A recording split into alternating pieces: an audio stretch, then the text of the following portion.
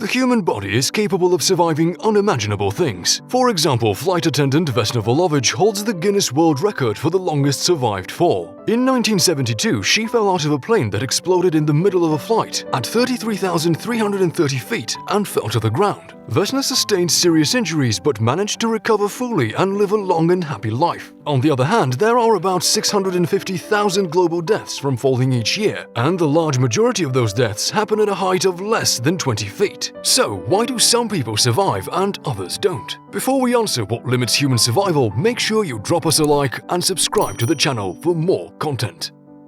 Two main factors of survival. According to many studies, there seem to be two crucial factors when it comes to survival: personal resilience and luck. There are people who have been shot in places that should have ended their life right there on the spot. Then there is a guy who was shot in his toe with an air rifle and the wound caused a blood clot that traveled all the way from his foot to his brain, and he died. Luck is not something you can control, but personal resilience somewhat is. It's more controllable and plays an important part in how someone could survive. The finest example of personal resilience is cold resistance. How cold is too cold? Average human body temperature is somewhere between 97.7 and 99.5 Fahrenheit. Losing as little as 2 degrees can lead to hypothermia, whereas a single degree increase can cause someone to feel very hot and experience an intense fever. The biggest issue with temperature is that there is no universal scale that would determine how quickly a person could get cold or how long they can withstand lower temperatures. This is where personal resilience comes in to play its big part. For example, someone who grew up in Siberia would be able to survive for longer in cold weather than someone who grew up in the tropics. Studies show that the average human would die from cold once their body reaches 69.8 Fahrenheit, but would be incapable of doing anything well before their body temperature drops down to that level, with the average passing out point being somewhere around 82.4 degrees.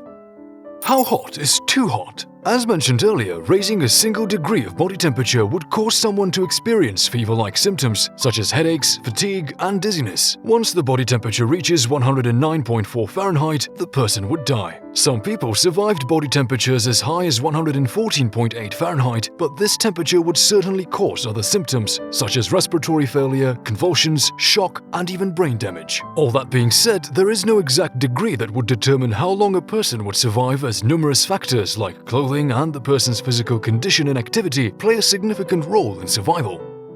How long can you survive without food? Many factors play a role in surviving without food, but the general estimate is that someone can do so for about 3 weeks. For example, if a person who is in a good shape is left stranded on an island without any food or water, they can spend their time sitting and not doing anything, and they would be able to survive for a month or even more. On the other hand, people who are not in shape and don't take good care of their health, well, they probably wouldn't survive for more than 2 weeks. The most important factor of survival is your diet, or how often your body is used to eating. Lack of food would probably be a greater shock to someone who eats a lot and often in comparison to someone who eats less and not as frequently. It only takes 24 hours without food for your body to start experiencing nausea, which gets worse as more time passes. After 48 hours, a person would probably have no energy or will to move at all. Finally, after a few days, the lack of food would cause symptoms such as muscle pains and stomach cramps, making walking impossible and meaning that the person would begin starving to death.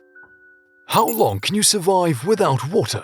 Water is the most essential nutrient on our planet and the source of all life. Since the human body is up to 60% water, you can imagine what would happen if you didn't drink any. The average time a person can survive without water varies between 70 and 80 hours, but this also depends on the person. Although the average time of surviving without water is about 3 days, a person not drinking water for that long would be in no condition to do anything long before death occurs. It only takes 24 hours for your kidneys to begin to struggle, and that's also when the intense headaches begin. After 48 hours, your body begins to degrade rapidly, which means that you won't be able to eat anything. Lack of water causes blood to thicken and slow down blood circulation, meaning that your organs can't rely on blood to feed them oxygen. But even before you die of thirst, you would probably go blind, because there wouldn't be enough moisture in your body to feed your eyes. How long can you survive without sleep?